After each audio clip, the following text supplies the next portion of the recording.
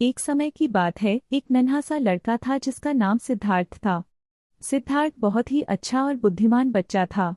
उसके दिल में सत्य, शांति और सम्यक ज्ञान की खोज थी। एक दिन जब सिद्धार्थ मंदिर में था, उसने वहां बौद्ध धर्म के प्रभावशाली गुरु भगवान बुद्ध की मूर्ति को देखा। वह चिंतित और संतुष्ट दिख रहे थे। सिद्धार्थ उनसे कुछ सीखना चाहता था, खासकर कामवासना से दूर रहने के बारे में। सिद्धार्थ बुद्ध के पास जाकर बोला, प्रभु, मैं आपसे एक सवाल पूछना चाहता हूँ। कामवासना क्या होती है और हम इससे कैसे दूर रह सकते हैं? भगवान बुद्ध ने उसकी ओर एक आदर्शता से देखा और बोले, अरे सिद्धार्थ, तू एक बहुत बुद्धिमान लड़का है। यह बहुत बड़ा सवाल है और मैं तुझे इसका जवाब देने के लिए पूर्णतः तैयार नहीं हूँ, लेकिन मैं तुझे कुछ मार्गदर्शन दे सकता हूँ।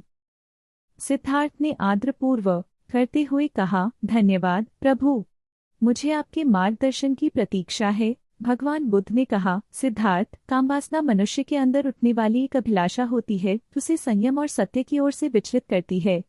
यह विकार मनुष्य के अंदर समृद्ध विचारों और वासनाओं के कारण उठता है। सिद्धार्थ ने आदरपूर्वता से पूछा, प्रभु, क्या हम इस अभिलाषा से मुक्त हो सकते हैं? भगवान बुद्ध ने आंखें बंद करके गहरी सांस ली और फिर कहा, सिद्धार्थ, इस संघर्ष को जीतने के लिए हमें अपनी मनस्थिति पर नियंत्रण रखना चाहिए।